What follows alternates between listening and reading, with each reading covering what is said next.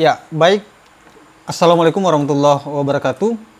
Kawan-kawan kreatif, kita berjumpa kembali di YouTube channel Kreatif Berkarya ini.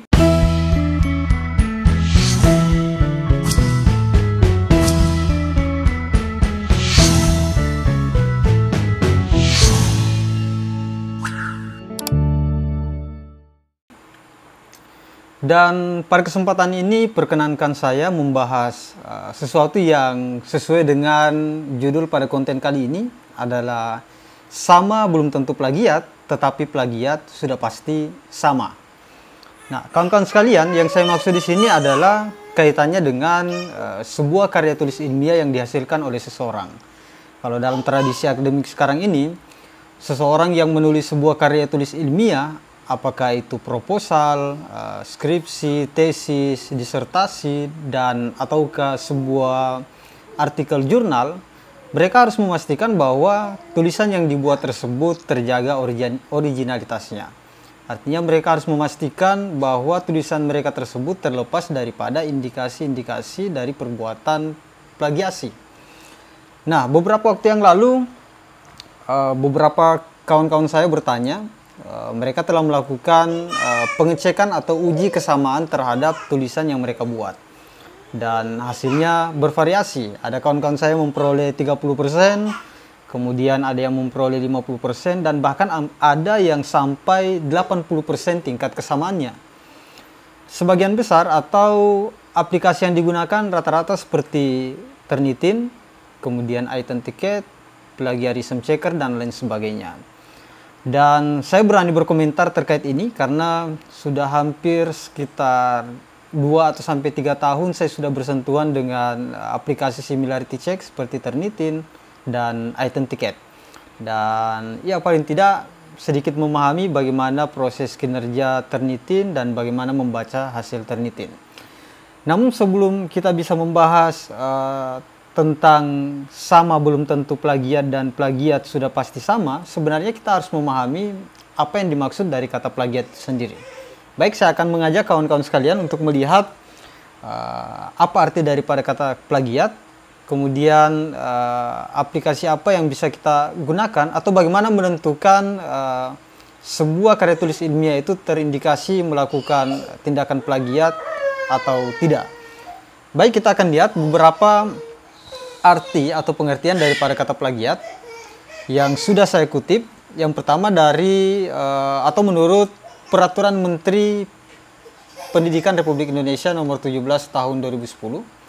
Teman-teman bisa sama-sama baca dan kita lihat. Di sini dikatakan bahwa menurut Peraturan Menteri Pendidikan Republik Indonesia nomor 17 tahun 2020 dikatakan, nah ini dia, plagiat adalah perbuatan sengaja atau tidak sengaja dalam memperoleh atau mencoba memperoleh kredit atau nilai untuk suatu karya ilmiah, ya, dengan mengutip sebagian atau seluruh karya dan atau karya ilmiah pihak lain yang diakui sebagai karya ilmiahnya, ya, tanpa menyatakan sumber secara tepat dan memadai.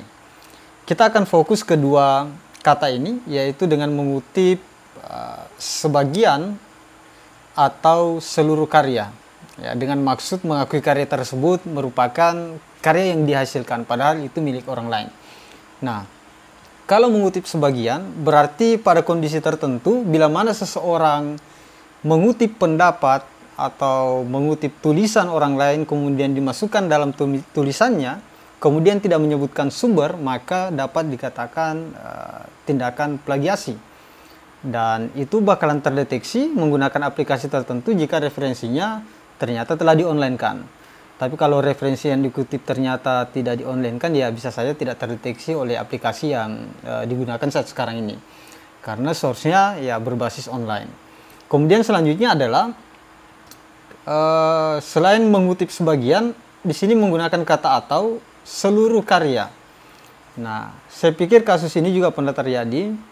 Ya, ini maksudnya adalah ketika seseorang ternyata misalnya kasusnya dia mendownload sebuah proposal, ya, yang diganti hanya nama penulisnya, sementara isinya dibiarkan begitu saja. Nah, ini saya pikir sebuah kejahatan sebenarnya. Ya, dengan secara nyata mengambil karya orang dan hanya mengganti nama dan dianggap seolah-olah itu adalah karya tulisnya. Nah, inilah bentuk plagiat atau salah satu pengertian dari kata plagiat menurut Peraturan Menteri Pendidikan RI. Selanjutnya, nah kita lihat nomor 2 dalam Kamus Besar Bahasa Indonesia dalam Kamus Besar Bahasa Indonesia tahun 2008 disebutkan bahwa plagiat adalah pengambilan karangan, ya karangan yang dimaksud misalnya pendapat dan sebagainya, orang lain dan menjadikan seolah-olah karangan atau pendapat diri sendiri. Nah, saya pikir tidak jauh beda dengan apa yang disebutkan di Peraturan Menteri. Ya, bila mana seseorang mengambil pendapat atau karangan berupa lisan ataupun tulisan dari buku, artikel dan lain sebagainya, ya diambil kemudian ditulis di karya ciptanya, kemudian tidak menyebutkan sumber dan seolah-olah itu merupakan tulisannya atau hasil karya tulis ilmiahnya, maka dia masuk dalam kategori melakukan tindakan plagiat. Apalagi kalau ketika kita atau apalagi telah melalui proses similarity check menggunakan aplikasi tertentu dan terdeteksi ini miliknya si A dan dia tidak menyebutkan sumbernya si A tersebut, maka dia tergolong melakukan tindakan plagiasi. Kemudian yang ketiga, menurut Oxford American Dictionary dalam Clubbook 2001, plagiarism adalah to take and use another person's ideas or writing or invention as own. Nah, kurang lebih maknanya sama dengan nomor 1 dan nomor 2, ya seseorang mengambil ide atau mengutip dari karya orang lain dan dipindahkan ke tulisannya dan tidak menyebutkan sumber dan seolah-olah tulisan tersebut atau kutipan tersebut adalah buah pemikirannya. Nah, dari ketiga arti, makna maupun pengertian dari plagiat itu sendiri, maka sebenarnya kita sudah paham bila mana seseorang menulis karya tulis ilmiah dan memboboti tulisannya dengan kutipan-kutipan atau sumber-sumber dari karya orang lain dan akan tetapi tidak menyebutkan di mana sumber kutipan tersebut atau seolah-olah dengan sengaja menganggapnya itu adalah tulisannya, maka itulah yang dimaksud dengan tindakan plagiasi. Sekarang saya ingin mengajak kawan-kawan untuk membahas sekarang ini untuk mengecek tingkat kesamaan artikel seseorang atau untuk mengecek apakah tulisan tersebut terindikasi melakukan tindakan plagiat atau tidak. Sekarang ini telah menggunakan atau berbasis aplikasi. Seperti yang saya katakan di awal, menggunakan Turnitin, iTunes, X-Plagiarism Checker dan lain sebagainya. Hanya saja saya masih menemukan beberapa pengguna Turnitin dan lain sebagainya itu belum memahami sistem kinerja daripada Turnitin. Seolah-olah hasil yang dikeluarkan Turnitin adalah hasil yang final.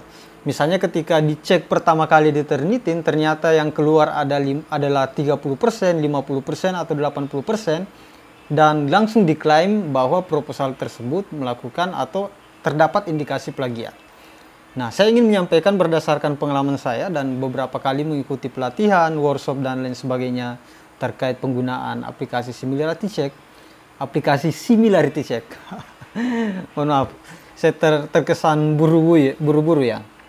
Baik, saya hanya ingin menyampaikan bahwa aplikasi similarity check seperti Turnitin, iTunes, X-Plagiarism Checker, dan lain sebagainya itu hanyalah aplikasi yang dapat membantu kita untuk mendeteksi tingkat kesamaan artikel yang kita cek.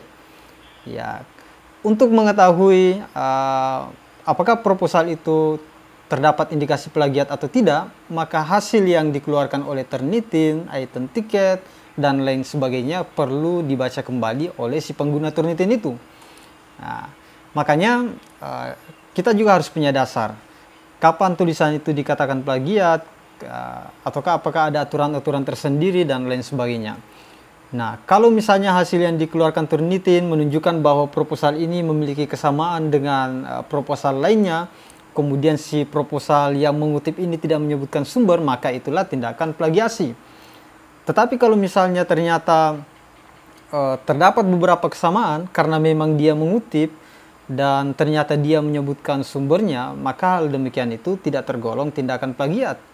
Ya, hanya saja mungkin tingkat kesamaannya tinggi karena proposalnya terlalu banyak mengutip dan atau terlalu banyak menggunakan kutipan langsung.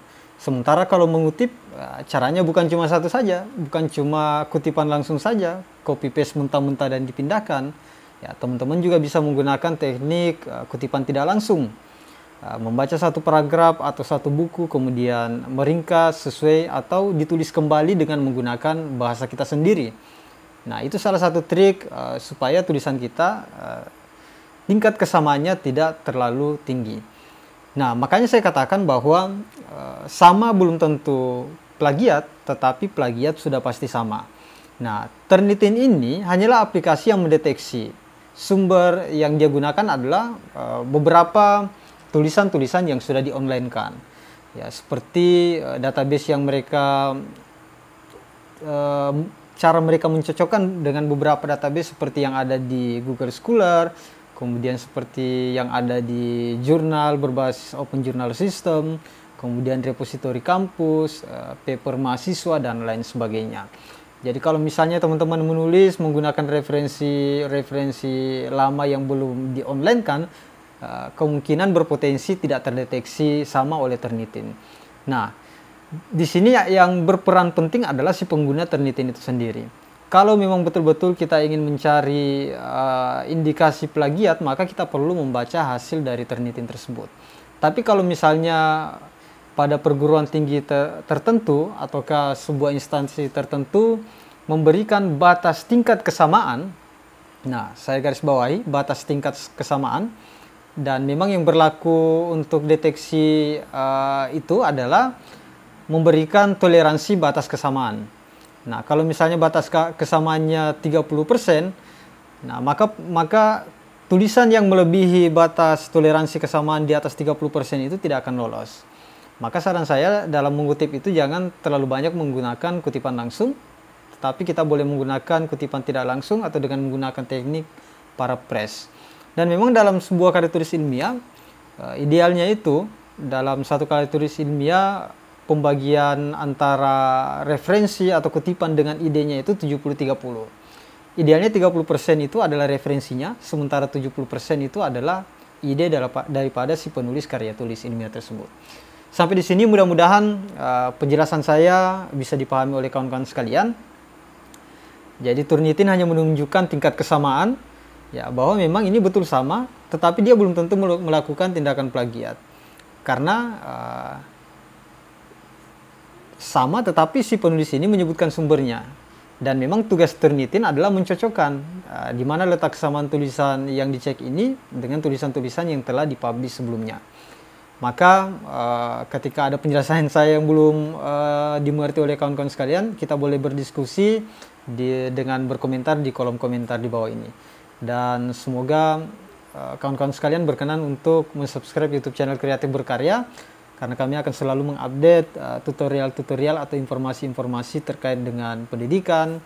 Kemudian kadang juga kami mengupload konten-konten hiburan, traveling, dan lain sebagainya. Baik, sampai jumpa di tutorial berikutnya atau konten kami berikutnya. Terima kasih sudah menonton sampai saat sekarang ini. Saya akhiri. Assalamualaikum warahmatullahi wabarakatuh.